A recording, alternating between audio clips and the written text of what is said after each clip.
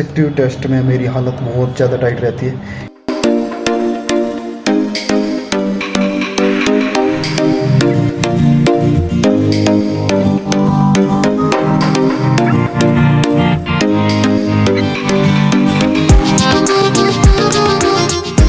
So hi guys, welcome back to my new vlog. तो कैसे हैं आप लोग? आई होप अच्छे होंगे। आज मैं सुबह 7:19 पे उठता हूँ। रात को मैं लेट सोया था क्योंकि सुबह मुझे पता था कि टेस्ट है। टेस्ट तो 4 तारीख को था, लेकिन मुझे आज देना था, यानी 6 अगस्त को। तो सुबह सुबह मैं नींद के अपने ऊपर के अतिक्रमण को झेल नहीं पाता, इसलिए मैं 7 बजे उठकर भी वापस सो जाता हूँ। उसके बाद मेरी आँख खुलती है 9 बजे और फिर मैं उठ के मुंह धोता हूँ। अब तो उठना ही था क्योंकि 23 क्लासेस थी और उनका रिवीजन भी तो करना था। मैंने 5-6 दिन में फटाफट स्पीड से क्लासेस ही कंप्लीट की थी और एथिक्स मैंने इससे पहले कभी नहीं पढ़ी थी। तो बस फिर क्या था, हालांकि मैंने टेस्ट की प्रिपरेशन कल सोने से पहले कर ली थी, लेकिन फिर भी मन में एक शंका रहती है ना टेस्ट वाले दिन कि यार कुछ छूट ना जाए। तो कितना सारे आई होप तुम अच्छे होंगे और अच्छे से पढ़ाई कर रहे होंगे। और मेरे को पंजाबी नहीं आती यार। मैं आज सुबह 7 बजे उठा, फिर मैंने अपने आप को मिरर में देखा, आंखें लाल लाल हो रखी थी। तो मैं कहा क्यों ना थोड़ी देर और सो जाए। मतलब मैं रात को थोड़ा ऐसे 12:47 पे बोल दिया था। फिर मैं भी इंसान ही हूँ यार, फ़ोन चला लेता हूँ कभी कभार। तो काफ़ी टाइम बाद रात को फ़ोन चलाया तो उसमें 2 घंटे कब निकल गए पता ही नहीं चला। ठीक है, उसके बाद मैं लगभग 2:12 पे सोया। 2 घंटे चलाया नहीं चलाया आई डोंट नो, लेकिन लगभग 1.5 घंटे तो चला ही लिया। हाँ, 2 घंटे मान ही लो। ठीक है, अब आज है ना मेरे को टेस्ट देने जाना है सिरेमिक में, और मैं टेस्ट के भरोसे ही आज का दिन ख़राब कर रहा हूँ।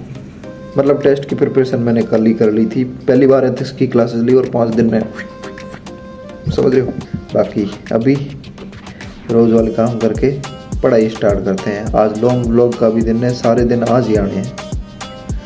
Let's go. तो इस प्रकार थोड़ी हीरोपंती करके मैं बाहर निकल जाता हूँ और करता हूँ ब्रश। उसके बाद पानी पी के चला जाता हूँ फ्रेश होने के लिए।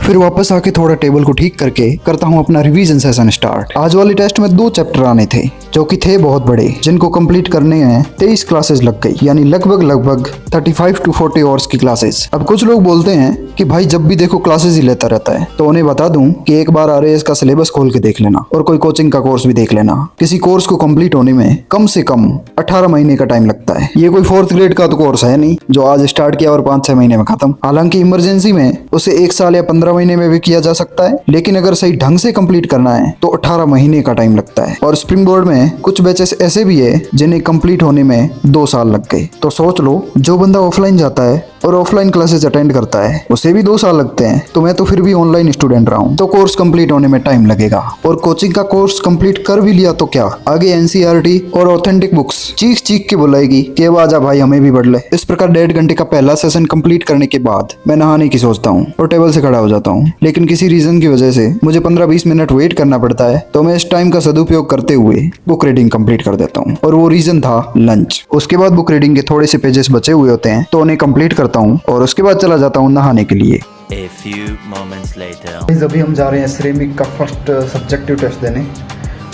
सब्जेक्टिव टेस्ट में मेरी हालत बहुत ज़्यादा टाइट रहती है। अभी मेरे को सारे लगभग नोट्स तो मैंने पूरे कंप्लीट कर दिए, अपनी तरफ से 100% किया है, लेकिन फिर आगे जाके टेस्ट में देखते हैं क्या होता है। कुछ क्वेश्चन तो बाहर से आने जायज़ है, बहुत ऐसे कुछ ऐसा धक हो रहा है। चलिए चलते हैं।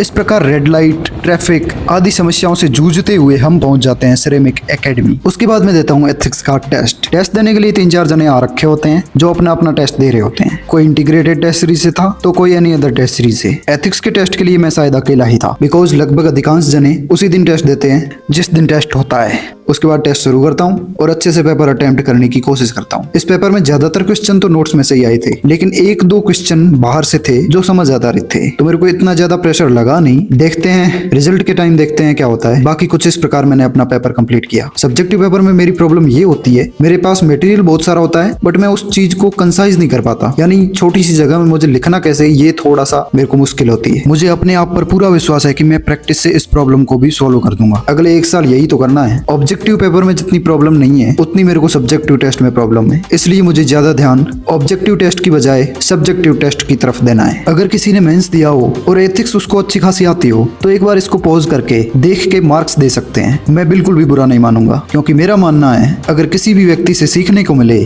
तो उससे सीखना चाहिए, चाहे वह हमसे एक्सपीरियंस और एज में बड़ा हो या छोटा। तो इस प्रकार मैं अपने टेस्ट को करता हूँ कंप्लीट और उसे देख के अपने फ्लैट की तरफ रवाना होता हूँ, पैदल पैदल ही, क्योंकि मौसम अच्छा हो रखा था और मेरा मन था कि ई रिक्शा से यात्रा की जाए। सच बोलूं तो जेब में पैसे भी नहीं थे, अर्थव्यवस्था में पूरी तरह से मंदी आ रखी थी। अब रिजर्व बैंक से कोई बोलो CRR, SLR और BR की दरों में थोड़ी सी कमी की जाए, जिससे हमारे पास भी पैसा रहे और हम अपनी अर्थव्यवस्था को संतुलित कर पाए। अगर नोट्स, टेस्ट और मेरी आंसर राइटिंग की जिसमें क्या सुधार करना है बताने के लिए PDF वगैरह चाहिए तो डिस्क्रिप्शन में दिए गए लिंक से टेलीग्राम ज्वाइन करें। और प्लीज अगर किसी ने मेंस दिया हो या उसे अच्छा खासा नॉलेज हो तो उसमें कमियां निकालें और मुझे बताएं कि तू इस पोर्शन में सुधार कर। और इस प्रकार फ्लैट पे पहुंचने के बाद थोड़ा सा ब्रेक लेता हूं और उसके बाद मेरे घर से कोई सामान आ रखा होता है यहाँ से 15 किलोमीटर दूर, तो वहां से उबर पार्सल से पार्सल करवा लेता हूँ, जिसमें होती है एक 2 लीटर की घी की बोतल और एक हमारी माता श्री द्वारा प्रेम पूर्वक भेजा गया पार्ले किस्मी का पैकेट। उसके बाद आज दिन में मुझे शॉर्ट एडिटिंग का टाइम नहीं मिला था,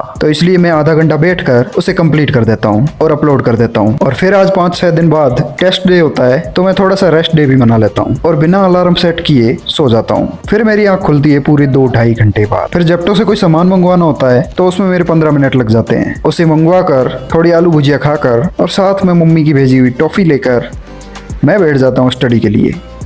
उसके बाद मुझे नोट्स में ऐड ऑन करना होता है कुछ, इसलिए बैठकर उस काम को कंप्लीट करता हूँ। तब तक डिनर का टाइम हो चुका होता है। फिर हम तीनों भाई बैठकर करते हैं डिनर। उसके बाद टेस्ट में आने वाले टॉपिक के अलावा एक टॉपिक और करवा रखा होता है जिसकी 2-3 क्लासेस बच रखी होती है, तो मैं उस टॉपिक को कंप्लीट करने की कोशिश करता हूँ। बीच में घर से फोन आ जाता है, इसलिए उनसे भी बात कर लेता हूँ। आप सोच रहे होंगे कि अभी तक एथिक्स ही चल रही है। भाई ये व्लॉग पुराना है, मैंने एथिक्स 5 दिन में कंप्लीट करके छठे दिन टेस्ट भी दे दिया था और पहली बार बड़ी थी। और हाँ, तुम सोच रहे होंगे कि ये SI के साथ RAS की तैयारी क्यों कर रहा है और मेंस वाले सब्जेक्ट क्यों कंप्लीट कर रहा है। एक आधा मेंस का सब्जेक्ट करते रहना ताकि आंसर राइटिंग की एनालिटिकल अप्रोच डेवलप हो सके। अगर तुम्हारा मेन गोल है ना RAS ही है तो तुम्हें इसे कभी भी नेग्लेक्ट नहीं करना है। आंसर राइटिंग को चाहे डेली हैबिट में लाओ, चाहे वीकली हैबिट में लाओ, चाहे कैसे भी लाओ, लेकिन आंसर राइटिंग इज नेसेसरी। और टेस्ट ऐसे तो है नहीं कि रोजाना सब्जेक्टिव टेस्ट ही होंगे, महीने में 1-2 सब्जेक्टिव टेस्ट होंगे और उनकी प्रिपरेशन मेरे हिसाब से करनी चाहिए। इसके बाद मैं स्टार्ट करता हूँ वर्कआउट सेशन। तो गाइस अभी मैं चढ़ रहा हूँ लगभग 15-20 मतलब 15 मिनट की समथिंग और पसीने से हाल बेहाल हो रखा।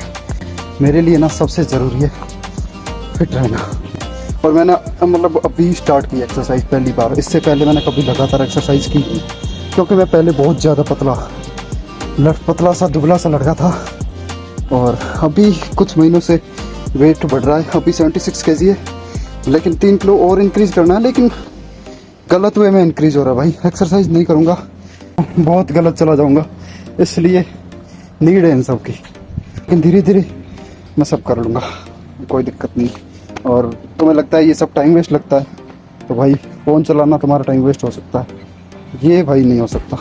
आधा घंटा पूरे दिन की थकान को मिटा सकता है, तुम्हारे माइंड की थकान को मिटा सकता है, सब चीज़ें ठीक कर सकता है। विश्वास मानो, बस ट्राई करो। अगर तुम स्ट्रेस में हो, अगर तुम बहुत ज़्यादा वीक फील कर रहे हो, बहुत ज़्यादा ऐसे भारी फील कर रहे हो, 10 मिनट कभी भी ऐसे लगे ना कि अब कुछ नहीं हो सकता, 10 मिनट सीढ़ियाँ चढ़ने लग जाओ या रनिंग करके आ जाओ, वॉक करके आ जाओ, तुम्हारा माइंड एकदम से रीसेट।